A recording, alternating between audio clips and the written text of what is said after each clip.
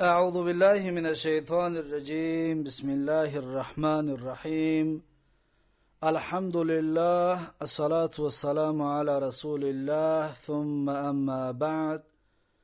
السلام عليكم ورحمة الله وبركاته. برادران عزیز و مهربان و دوستداران زبان عربی، الحمدلله با فضل و کرم الله تبارک و تعالی ما و شما از کتاب بیدان، از گراماتیک زبان عربی، از صرف یک درس گرفتیم و امروز انشاءالله درس دوم را به سمع شما خواهیم رسانید. درس گذشته ما و شما درباره کلمات عرب و تقسیمات کلمات عرب بود و امروز باشد درباره ترازوی شناختن حرفهای کلمات عرب. میگوید که میزان کلام عرب، صاحب کتاب بیدان میگوید که میزان کلام عرب فا و عین و لام است. یعنی که ترازوی که ما باید حرفا را بکشیم که 3 حرف است یا 4 حرف است یا 5 حرفه، فا و عین و لام هست. اگر 3 حرفه باشد پس فا و عین یک تا لام هست، فا و عین یک لام میشه و 3 حرف، پس با همی بر میکشیم. میگوید که حرف بر 2 قسم است.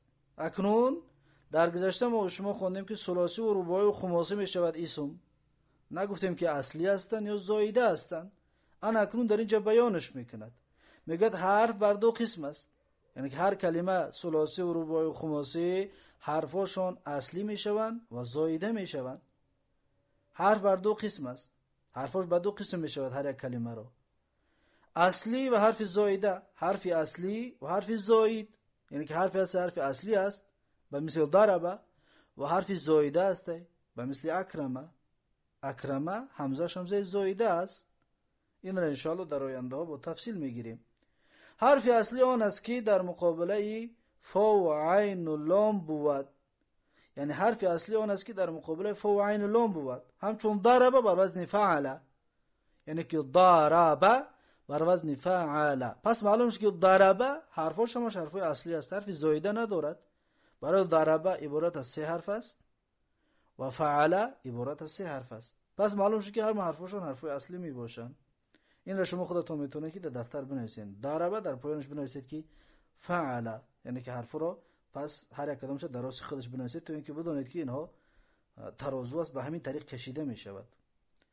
حرف زاید آن است که در مقابل فا و عین و لام نبود، همچون اکرم بر وزن افعل.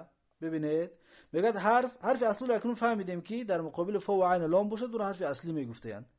اما حرف زاید میگه آن است که در مقابله، یعنی در راستی، در برابری فا و عین و لام نبود. یعنی وقتی در ترازو میکشیم شه در مقابله فا و عین و لام نیست. همچون اکرم بر وزن افعل. مثلا در دفتر بنویسید که اکرمه، در پایینش بنویسید هر یک کدامش در راستش ده حرفی را که افعل. پس ببینید اکرمه افعل، کدامش در مقابل فا و عین و لام هست اون اصلی هست، و کدامش که در مقابل عین و لام، عین فا و عین و لام نیست، اون زایده است. پس اکرمه بر وزن افعل همزش زایده است، اصلش کرومه است، اصل فعل کرومه هست، گرفته این را اکرمه کرده هستند و این ثلاثی مزیدش میگن که در آینده انشاءالله این را میخونیم. پس ببینید ترازو بکنید فا و عین و لام، پس افعل بر وزن اکرمه یا اکرمه بر وزن افعل، پس زایده در اینجا چی هسته؟ همزه هسته در اولش. این را حرفی زایده میگویند. وقتی در مقابل فا و عین و لام نباشد اون زایده میشود. حرف اصلی در ثلاثی 3 است، فا و عین و یک لام.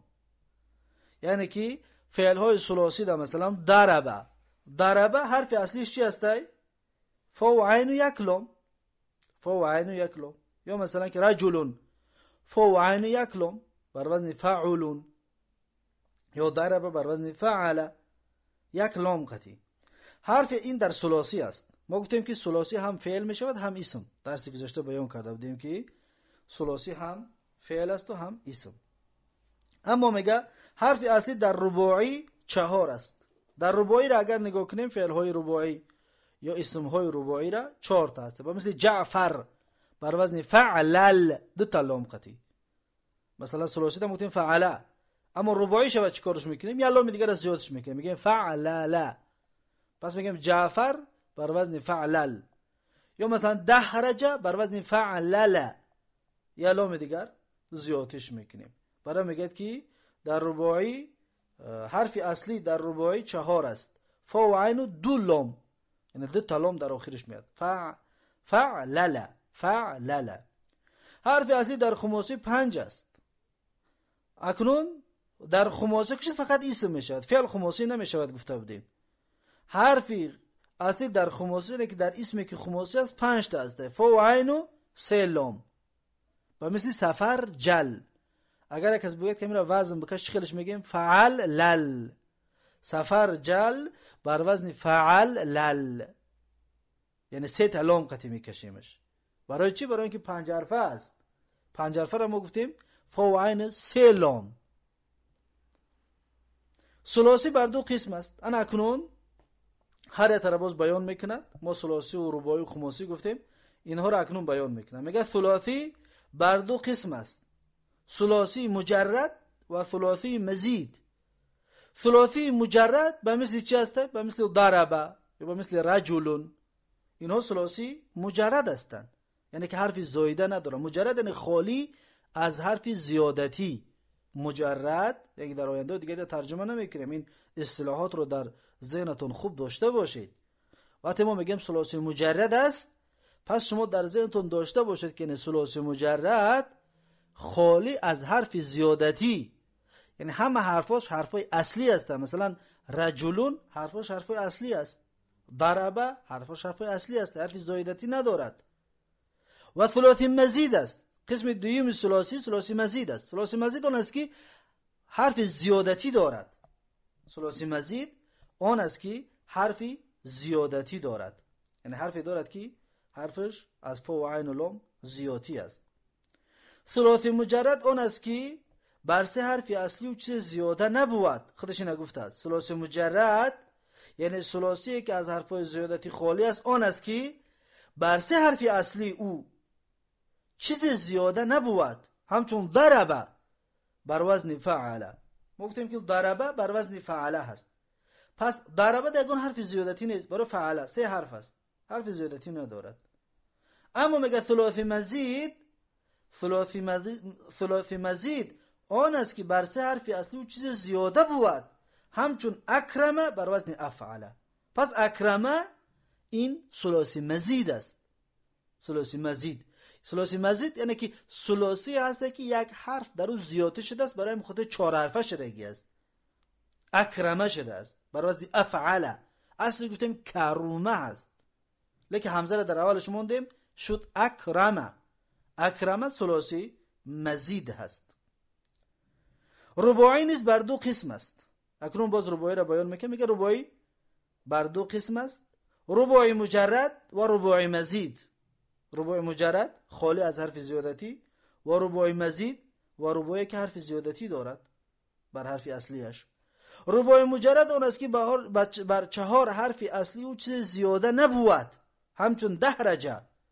یعنی ثلاثی مجرد، رباعی مجرد آن است که بر 4 حرف اصلیش، یعنی که 4 حرف اصلی اون ده یگان چیز زیادتی نیست، حرفای زیادتی نیست، مانند دحرجه که یگان حرفش زیادتی نیست، همه حرفاش حرفای اصلی است بر وزن فعلل 2 لام قطعی فعلل. و رباعی مزید آن است که بر 4 حرف اصلی و چیز زیاده بود. یعنی که رباعی مزید کلمه را میگن که حرف زیادتی دارد و مانند تدحرجه بر وزن تفعلل. پس ببینید تفعلل در اینجا حرف زیادتی دارد. اون حرف زیادتی چی است؟ حرف تا. فعلل اصلی است. تدحرجه تاش حرفی زیادتی است. برام خاطر این تدحرجه را این را رباعی مزیدش میگن. رباعی مزید یعنی که رباعی که بر حرف اصلیش یک حرف زیادتی شدگی است. خماسی نیز بر 2 قسم است.